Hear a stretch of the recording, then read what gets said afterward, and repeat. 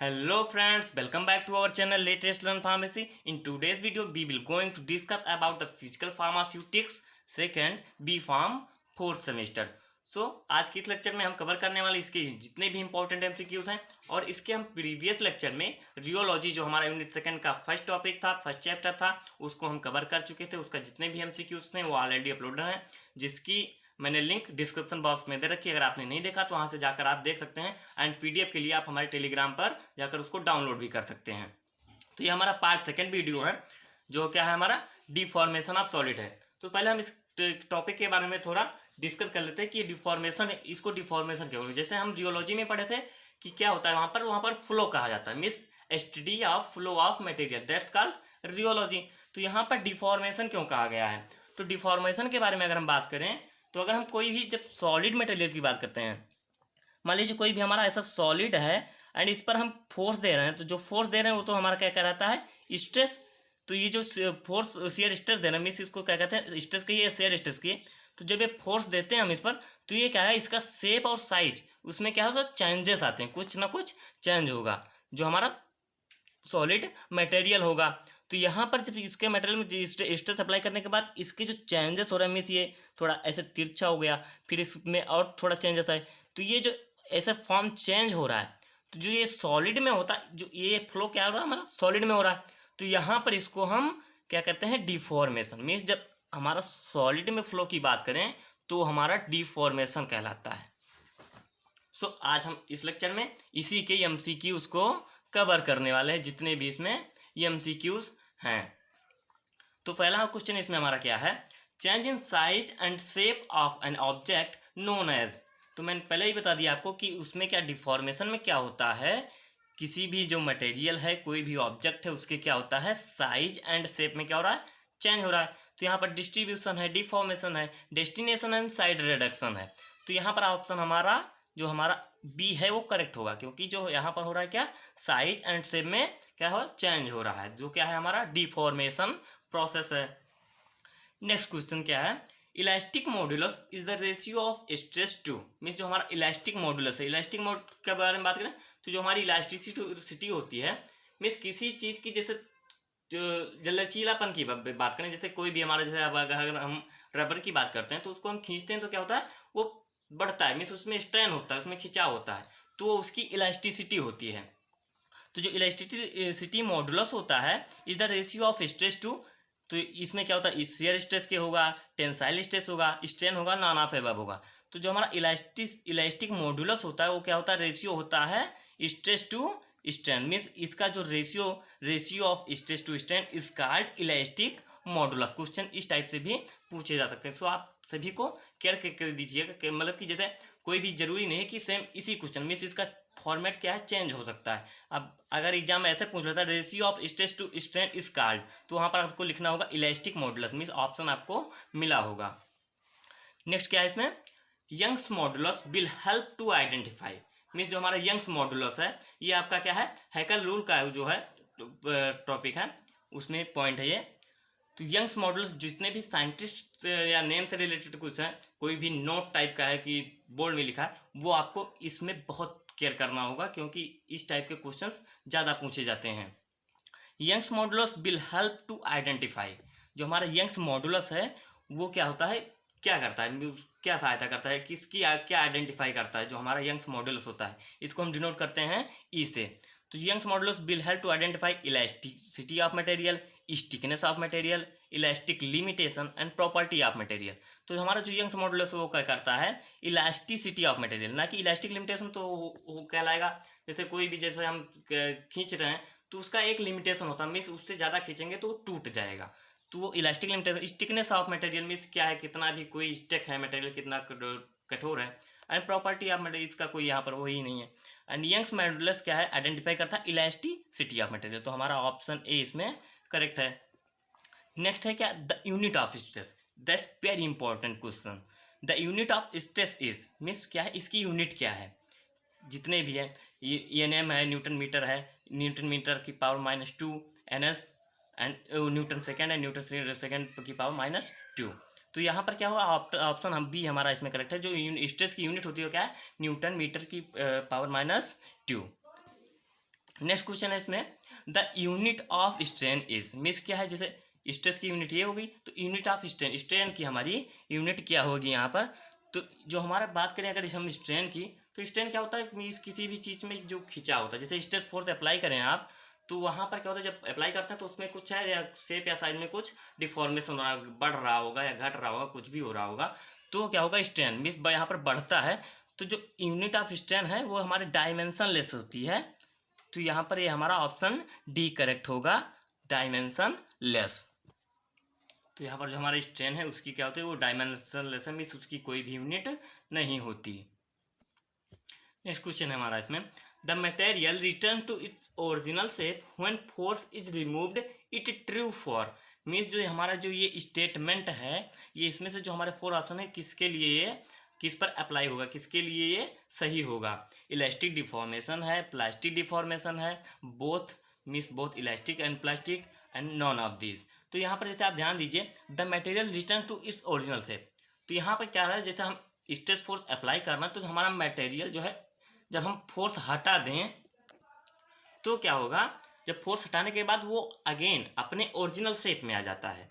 तो जैसे आप अगेन एग्जांपल लीजिए रबर का ही, तो वहाँ पर आप स्ट्रेस फोर्स दे रहे हैं, मीन्स उसने आपने उसको खींचा, तो उसमें क्या है, इलास्टिसिटी है, तो वो क्या है, उसमें कुछ स्ट्रेन होगा। तो स्ट्रेन के बाद अगर आप उस पर स्ट्रेस फोर्स हटा देते हैं तो वहाँ पर क्या होता है, वो अपने ओरिजिनल शेप में वापस आ जाता है। तो सेम प्रोसेस यहाँ पर वही हो रही है। यहाँ पर क्या हो रहा है, जब मटेरियल रिटर्न हो जाता है हमारे उसमें अपने ओरिजिनल शेप में, तो यहाँ पर हमारा ऑप्शन ए करेक्ट होगा, जो हमारा इलास्टिक डिफॉर्मेशन है। नेक्स्ट क्वेश्चन हमारा इसमें, the ability of metals to undergo plastic deformation is called, means कोई भी जब प्लास्टिक डिफॉर्मेशन में जाता है तो उसको उसकी जो एबिलिटी है उसको हम क्या कहते हैं, आइडियल डिफॉर्मेशन, परमानेंट डिफॉर्मेशन, डस्टिलिटी, सब फ्रेगमेंटेशन। तो क्या है, जब हमारा प्लास्टिक डिफॉर्मेशन की बात करें, मीन्स जो प्लास्टिक डिफॉर्मेशन होता है उसमें इलास्टिसिटी नहीं होती, मीन्स वो अपने ओरिजिनल शेप में वापस नहीं हो सकता, उसमें जो डिफॉर्मेशन अगर हो गया तो परमानेंट डिफॉर्मेशन हो जाता है। तो the ability of metals to undergo plastic deformation is called, तो वहाँ पर क्या होगा, हमारा परमानेंट डिफॉर्मेशन हो जाता है, और जो एबिलिटी होती है वो क्या है, हमारे डस्टिलिटी कहलाती है। तो यहाँ पर हमारा क्या है, यहाँ पर जो हमारा डस्टिलिटी है वो हमारा ऑप्शन करेक्ट होगा, जो कि क्या है, एबिलिटी है। मीन्स यहाँ पर आप थोड़ा कंफ्यूज मत होइएगा, क्योंकि जो हमारा प्लास्टिक डिफॉर्मेशन है उसमें जो डिफॉर्मेशन होता है उसको परमानेंट डिफॉर्मेशन कहते हैं, लेकिन यहाँ एबिलिटी के बारे में पूछा, the ability of metals to undergo plastic deformation, means इस प्रोसेस के जब कोई भी मटेरियल जो है एबिलिटी होती है जाने की, तो उसको हम क्या कहते हैं, तो उसको हम डस्टिलिटी कहते हैं। तो यहाँ पर आपको केयर करना होगा कि जो है हमारा डस्टिलिटी फैक्ट है यही इसके लिए करेक्ट होगा।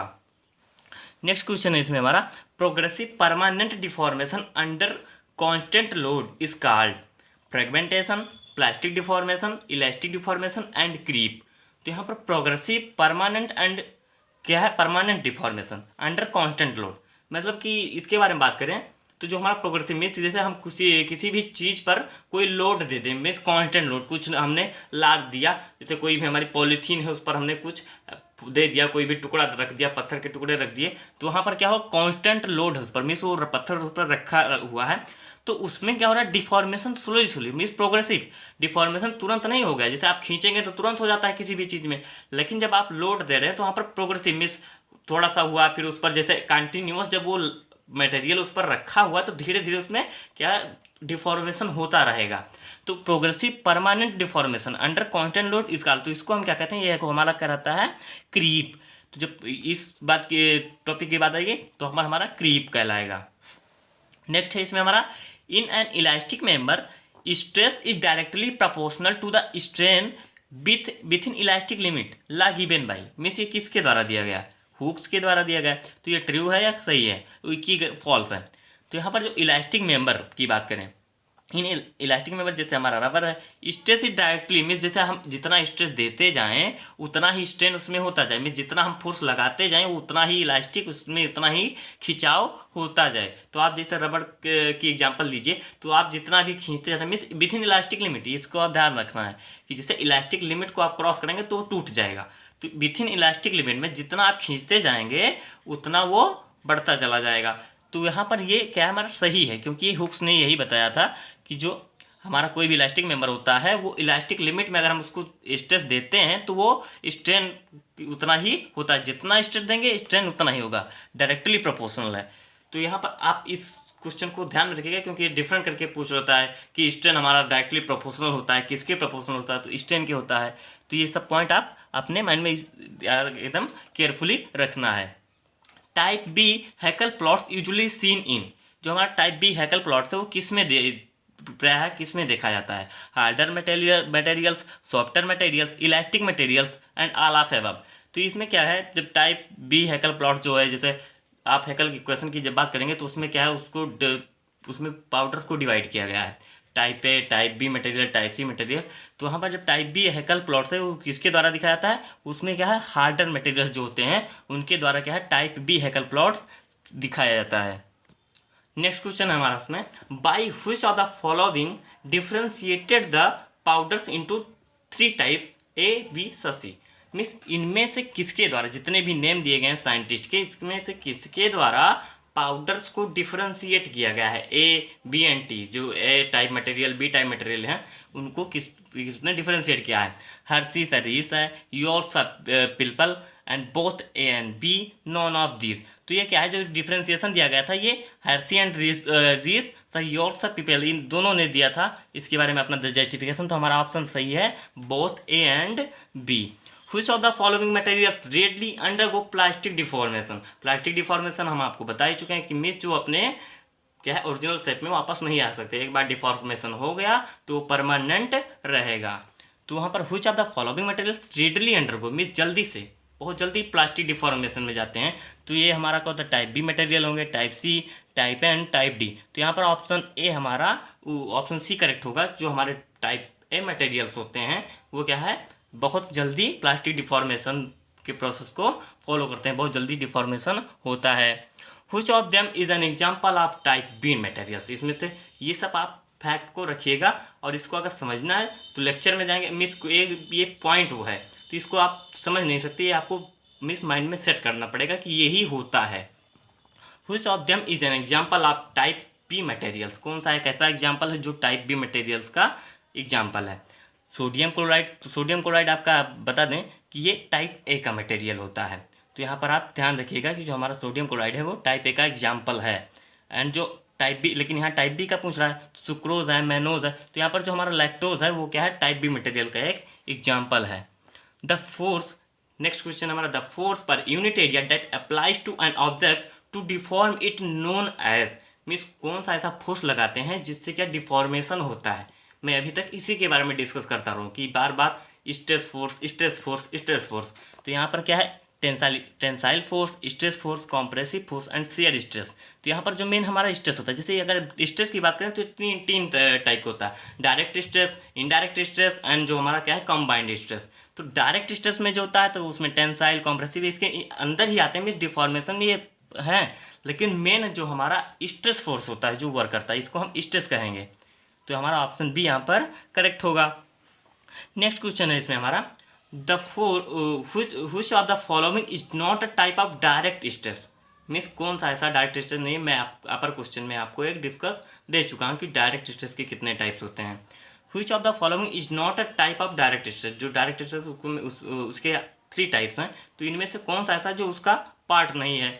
तो स्ट्रेस की बात करें तो एक बार फिर से बता दे रहे हैं कि वो हमारा डायरेक्ट होता है, इनडायरेक्ट होता है एंड कंबाइंड होता है। तो जो डायरेक्ट होता है उसके 3 सब टाइप्स होते हैं। तो 3 सब टाइप्स की बात करें, जो डायरेक्ट स्ट्रेस के टेंसाइल, कॉम्प्रेसिव एंड शियर, ये तीनों डायरेक्ट स्ट्रेस के सब टाइप हैं। लेकिन जो हमारा कंबाइंड स्ट्रेस है वो दोनों, जो डायरेक्ट और इनडायरेक्ट को अगर हम कंबाइन कर देते हैं तो हमारा कंबाइंड स्ट्रेस कहलाता है। तो ऑप्शन डी हमारा यहाँ पर करेक्ट होगा। मैं डिस्कस करते चल रहा हूँ जिससे आपको आसानी से समझ में आ जाए, बाद में प्रॉब्लम ना हो, जिससे लेक्चर भी आपका कंप्लीट होता चल रहा है थोड़ा बहुत। नेक्स्ट क्वेश्चन है हमारे इसमें, stress has no unit, strain has no unit. तो यहाँ पर मैं पहले ही बता चुका हूँ जब हमने स्ट्रेस के यूनिट के बारे में डिस्कस किया था कि मीन्स वो डायमेंशनलेस है। तो यहाँ पर क्या है, स्ट्रेस की कोई यूनिट नहीं होती। ये ट्रू है या फॉल्स है? तो यहाँ पर ये ट्रू होगा, क्योंकि स्ट्रेस एक डायमेंशनलेस नंबर होता है। मीन्स ये जो स्ट्रेन होता है, सॉरी स्ट्रेन जो होता है वो डायमेंशन लेस होता है। तो यहाँ पर स्ट्रेन की कोई यूनिट नहीं होती। तो हमारा जो स्टेटमेंट है ये सही है। नेक्स्ट क्वेश्चन है हमारा, the ratio of stress to strain is called. Means जो है स्ट्रेस का जो रेशियो होता है स्ट्रेस एंड स्ट्रेन का, तो उसको हम क्या कहेंगे, Poisson's ratio, Poisson's ratio, Young's modulus, shear strain and elastic modulus. तो जो ratio of stress to strain होता है वो कहलाता है हमारा इलास्टिक मॉडुलस। ऑप्शन डी यहाँ पर हमारा करेक्ट होगा। नेक्स्ट क्या है, ये बहुत इंपॉर्टेंट क्वेश्चन है, इसमें आप डिफरेंट क्वेश्चन भी बना सकते हैं, लेकिन मैंने एक में शामिल कर दिया जिससे आपको समझ में आ जाए, बस आप फैक्ट जान जाएं कि है क्या। ए material with large elastic modulus is dot to deform while one with small elastic modulus is dot to deform। Means इसमें क्या है, एंड नोट क्या है, choose correct fair to fill. Means इसमें क्या है, आपको फिल क्या करना है, difficult and easier and difficult both of above right and none of above. तो यहाँ पर क्या है, a material with large elastic modulus is easy. यहाँ पर जैसे बात करें क्या है, जैसे डिफिकल्ट होगा कि ईजी होगा, आपको ये बताना है। जैसे अगर जो है इलास्टिक मॉडुलस क्या है, मटेरियल का क्या है, ज़्यादा है, तो क्या होगा, इजी होगा बनाने में कि ज़्यादा होगा, और अगर कम है तब क्या होगा। तो यहाँ पर आपको एक पेयर है उसको चूज करना है कि हम फिल करें और सही रहे, और जो है जो पेयर हो वो सही हो। जैसे आप ईजियर को पहले रखेंगे या डिफिकल्ट को पहले रखेंगे, उस हिसाब से आपको चूज करना। तो इसमें हमारा ऑप्शन ए करेक्ट होगा। Means a material with large elastic modulus is difficult to deform. Means उसको इलास्टिक मॉडुलस अगर उसका ज़्यादा है, लार्ज है, तो वो क्या है, डिफिकल्ट होगा डिफॉर्म करने में।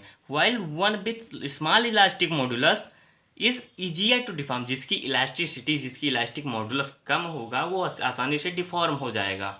मेन आपका ये, तो ऑप्शन डी यहाँ पर आपका करेक्ट होगा। नेक्स्ट क्या है इसमें, in Hooke's law sigma equal to E upon E into epsilon, E constant known है। जो हमारा ई पॉइंट है ये क्या है, कांस्टेंट है, उसको हम क्या कहते हैं, modulus, modulus of elasticity, Young's modulus, both A and both B and C.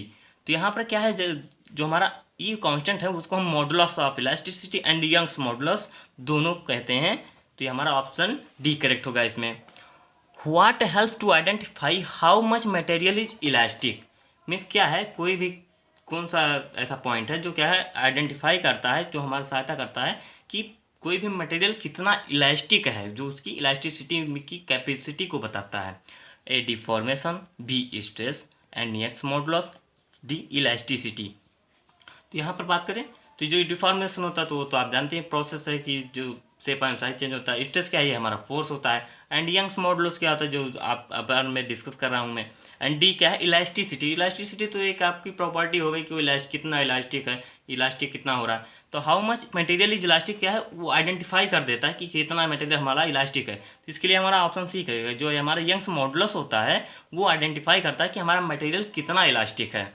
Strain denoted by, जो हमारा नेक्स्ट क्वेश्चन है, मीन्स स्ट्रेन को हम किससे डिनोट करते हैं। जी यहाँ पर जैसे आप देखिए, यहाँ पर जैसे ऊपर के फार्मूला दे रखा है कि यहाँ क्या है, सिग्मा है, ये एप्सिलॉन है। तो स्ट्रेन जो है हमारा किससे डिनोट करते हैं, एप्सिलॉन से, सिग्मा से, एंड यल क्या है, लेंथ है, एंड ई जो हमारा कांस्टेंट था। तो यहाँ पर जो ए है ऑप्शन, और ये हमारा ऑप्शन ए करेक्ट होगा। जो हमारा स्ट्रेन है उसको डिनोट करते हैं एप्सिलॉन से, और जो स्ट्रेस है उसको हम डिनोट करते हैं सिग्मा से। ये भी आप ध्यान में रखिएगा केयर करके।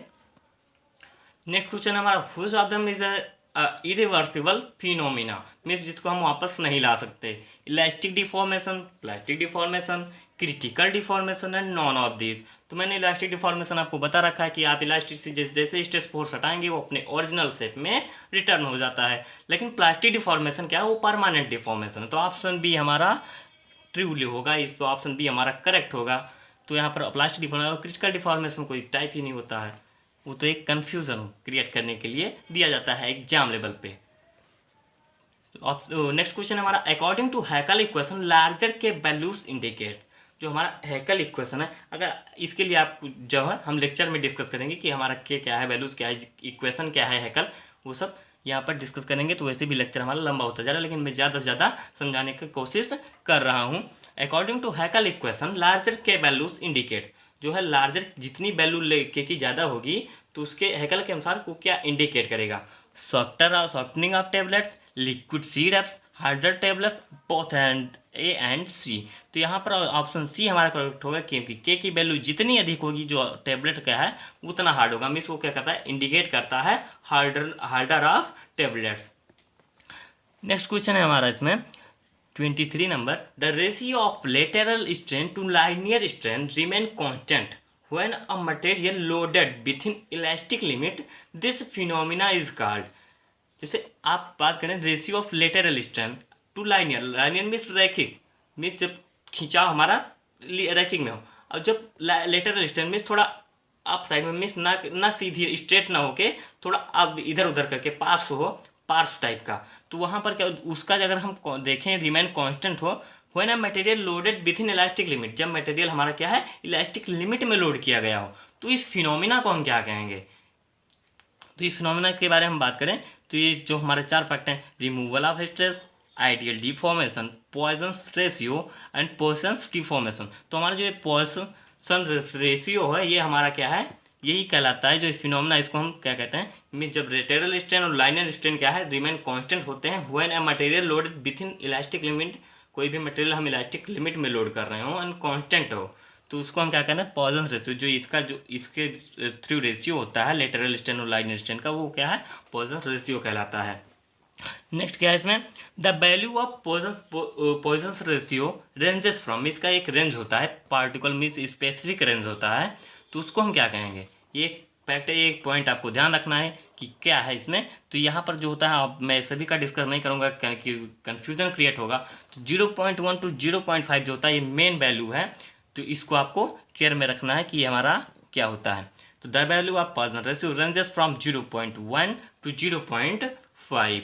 नेक्स्ट क्वेश्चन हमारा and last question, modification of Heckel equation done by, means कौन से साइंटिस्ट थे जिन्होंने इसको मॉडिफाई किया था, जो हैकल ने इक्वेशन दिया था। तो यहाँ पर है Henry Kuentz Leuenberger, Hersey Rees and Yorks Pilpel. तो हर्सी रीस के बारे में हम ऊपर ही डिस्कस कर चुके हैं कि उसमें उन्होंने क्या किया था, क्या है पाउडर्स के टाइप को क्या है दिया था।